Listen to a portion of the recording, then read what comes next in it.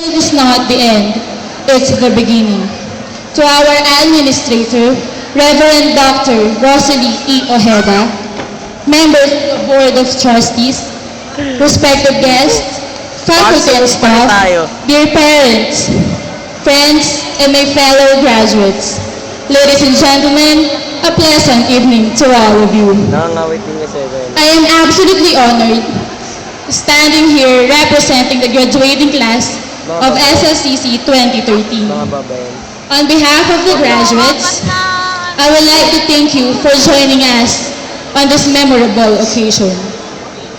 Graduation is a time of reflecting on the past and looking onward to the future. It is a time that we as graduates get together for one last moment of our high school days before moving on to bigger and better adventures. We have been through so much together and have changed and grown together. July 13, 2003, when I started my everything in Shining Light. And I am 16 now. 10 years of journey that I can never forget. They have been years that full of love, laughters, disappointments, excitements, frustrations, and of course, punishments. It's a school where I first had my best friend, where I first broke my hand, where I first realized what the trial and disappointment was. And lastly, it is a school which made me live and realize that I may be one for the world, but I am the world for my parents. 10 years of unforgettable experiences are hard to open down, but they have made my childhood. I can't help but laugh when I remember how I started my school days in Shining Light. Hindi po kasi ako yung normal na estudyante. Napapasok kapag may baon. Noon, ako po yung klase ng estudyanteng laging humahabol kapag iniwan ng magulang.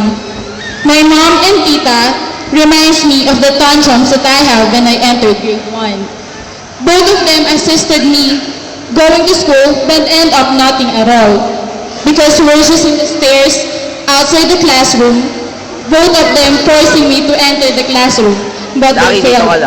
Almost 1 month daw ako ganun, na hindi pumapasok sa classroom, hanggang labas lang. Now, I realize the hardship of my parents. According to Ralph Marston, excellence is not a skill. It is an attitude.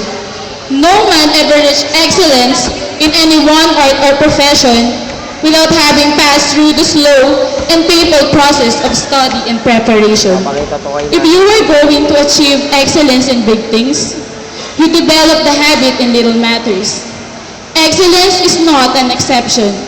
It is prevailing attitude. Excellence should be exhibited in everything that we do. Tonight, I have mixed feelings of delight and sorrow.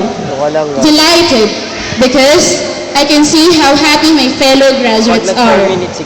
After seemingly homeworks, quizzes, deadline-growing projects, sleepless nights, long tests and stress, we managed to survive. Seeing of my batchmates' faces somehow gives me a little flashback of the many different memories with every one of you. I know you have all shared amazing memories with each other, cried on each other's shoulders and handkerchiefs, laughed during happiest moment. I see that bond between us will never break, and that will be something we will always have. I have this feeling of sadness because we say our temporary goodbyes. Goodbye is merely the ultimate test of strength. Goodbye means stepping out of our comfort zone and making room for new things. God bless my fellow graduates. I learned many different values from many people and situations. At the earliest part of my study here in SLCC, I remembered so well-defined voice that was so full of enthusiasm and joy. It influenced me to be enthusiastic in everything I do. She was there to guide me during my early years, and for that, I thank Teacher Lani Pilapin. Thank you for showing me that I shouldn't only do what I have to do, but also inject enthusiasm to make it even more worthwhile. To our class advisors, Ma'am Estelita Noelan, and to Ma'am Dina Martinez, thank you for being a teacher, a friend, and a mother to all of us. Thank you for bearing with us and caring for us like we are your own children. To Ma'am Sara Ulang, who shows so much kindness that you cannot help but give back even more love. Despite of our argument, long talks, still you become my eldest apple. Thank you, Miss Ulang. When I was elected as the president of AP Club, I have fun experiences with one person, and that is you, Mrs. Bernal. Thank you for believing in me and in my skills, not necessarily in good things, but in big things. Dahil sa AP, na-discover ko lahat ng kakayanan ko. Thank you for being my mentor. Maraming salamat po. To our CAP Commandant, Sir Norwin Luzon. Sir, good evening, sir. Thank you for always believing that I can do better. You are so approachable and willing to give me pieces of advice that help me become more responsible and open to new things. I learned that opening up to new ideas and experiences intensify the knowledge that I gain in the classroom. And for that, I salute you, sir. To all of the other teachers, also my teachers in grade school, who were part of our journey in SLCC, thank you very much. As the saying goes, a good teacher explains, a superior teacher demonstrates, and a great teacher inspires. You truly inspired all of us. Also, I would like to thank all my titas, the parents of my classmates and close friends who allowed me to enter their homes when we have activities and even just to spend my leisure. Maraming salamat po. Saludo ako sa inyo. To my high school friends, Big 3, tsaka TP, closest friends, my beloved TSK, and my batchmates. Sabi nga nila, parang kailan lang. Tama, parang kailan lang. This may be goodbye for some of us, but it has been an awesome line.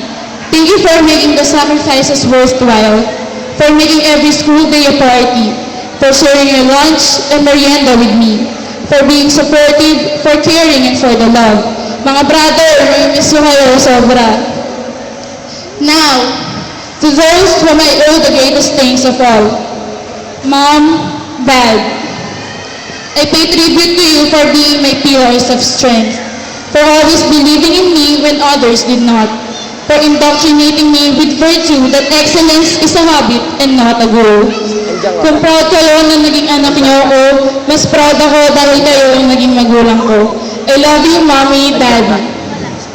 My lola, my nanay, my titos and titas, most especially my tita Ethel, all of my cousins, you were always there for me when I felt like I wanted to give up. You always have a way to put smile on my face and instill lessons in my head that continuously develop me into a fine young woman. Thank you for supporting me morally and financially. And most of all, thank you for bringing me into this world. Lastly, to the one above all of us, our Almighty God, thank you for the blessings you have given me and everyone else. These achievements and these awards will not be possible without Him. Thank you, Jesus. It's time to say goodbye to everyone. Goodbye to my beloved school, SLCC.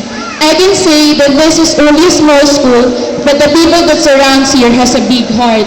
I'm a product of SLCC and I am a proud SL Sasayan. At the moment of my farewell, my fellow graduates, always remember this famous quote by David Frost. Don't aim for success if you want it. Just do what you love and believe in, and it will come naturally. Saying goodbye is not simply moving on. It is moving forward. It is simply up to us to trust ourselves when we say that we are ready to do so. I've had the happy occasion of having all of you in my life. Congratulations to our batch 2013. Goodbye, God bless, and see you soon. Thank you and good evening.